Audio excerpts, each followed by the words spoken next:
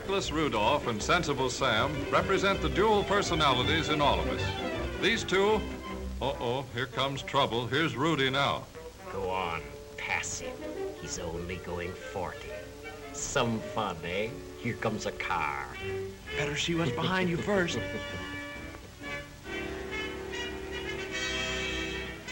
Take it easy. There's a car coming. Take a chance. We can beat him.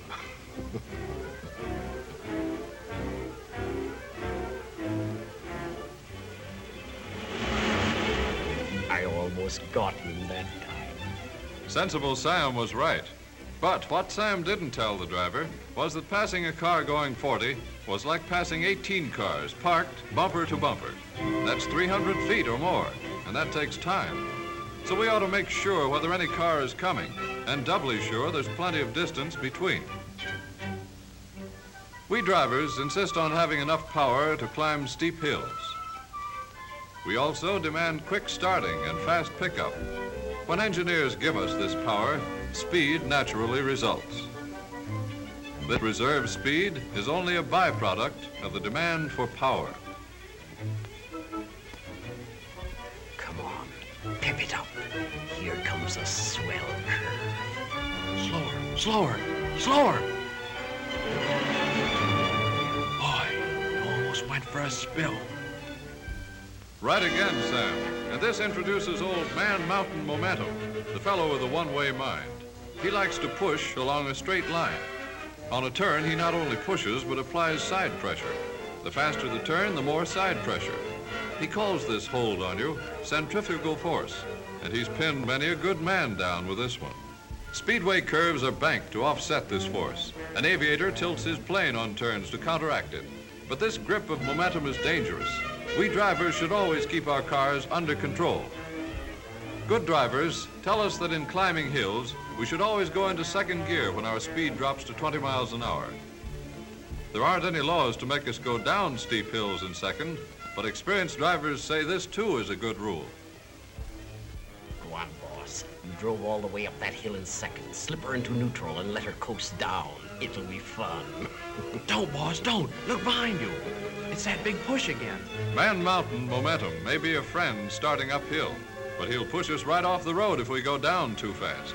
Easy. Use your engine as a brake.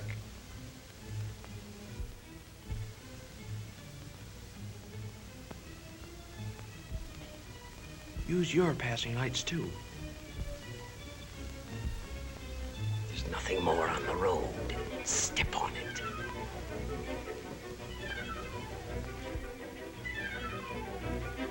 Here's where I get him. Don't overdrive your headlights. Careful. Slow down.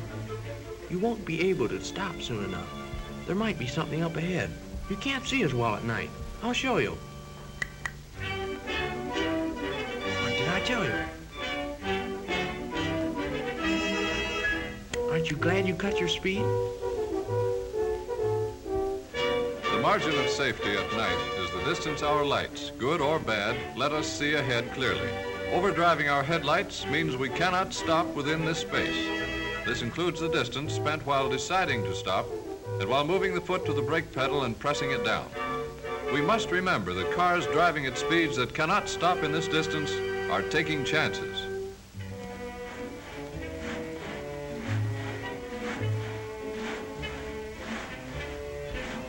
Wake up! Step on it. It's only 50 miles to the next town.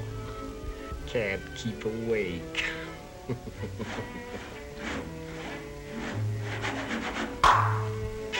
Listen, boss. I'm sleepy, too. Look, let's not take any more chances of overdriving ourselves. How's about it?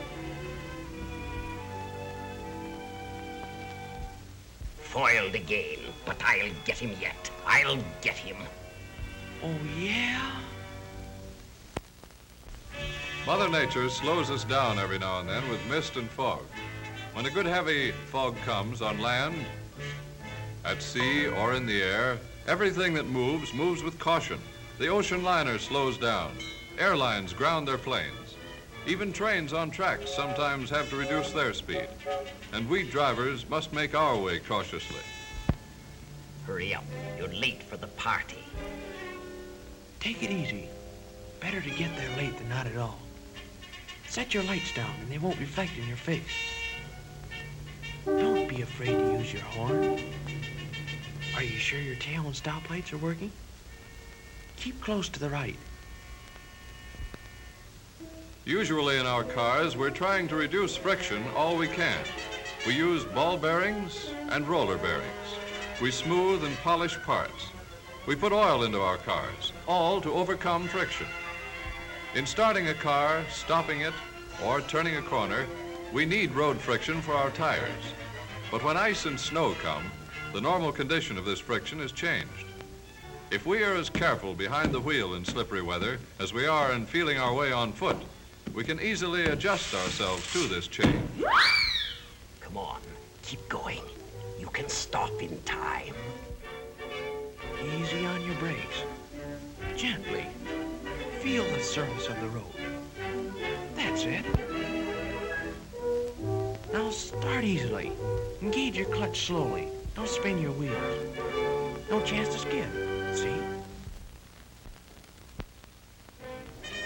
When going along the highways, we drivers should make it our business to watch the road signs, know what they mean, benefit from what they tell us, act on their advice.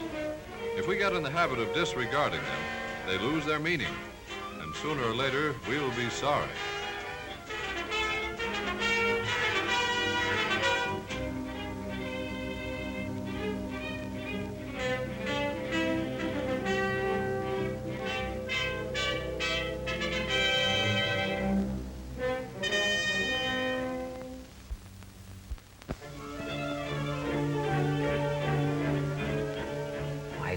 Time by slowing down. No kids around now. There might be just one, boss. Coming to school late.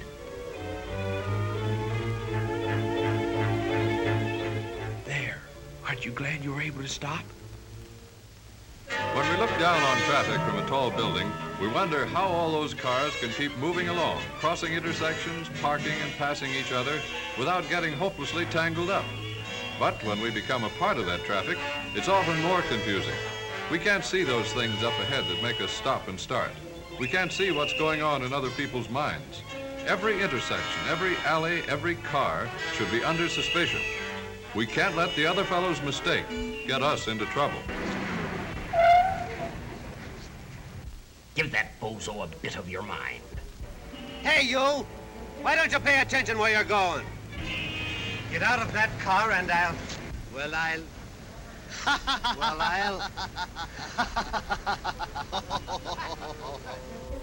Talking to yourself, boss. Funny you don't recognize yourself when you're a pedestrian. Expert drivers tell us we must give ourselves a margin of safety, a reserved space between our car and the one ahead. Most of us drive automatically, but it doesn't pay to let our thoughts go wool gathering. Remember the show last night? I'm in the mood for love.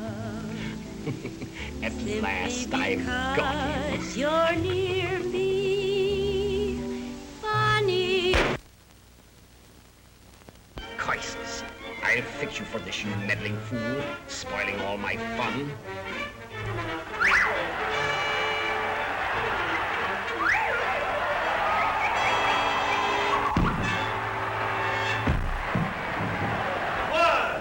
Always be courteous. 2. Know how to drive. 3, Both hands on wheel. 4, Watch traffic signs. 5, Keep a safety margin. 6, Use hand signals. 7, Keep right. 8, Keep sober. 9, Stop when angry. 10. Obey all laws. The winner! Central Sam! I'll be seeing you.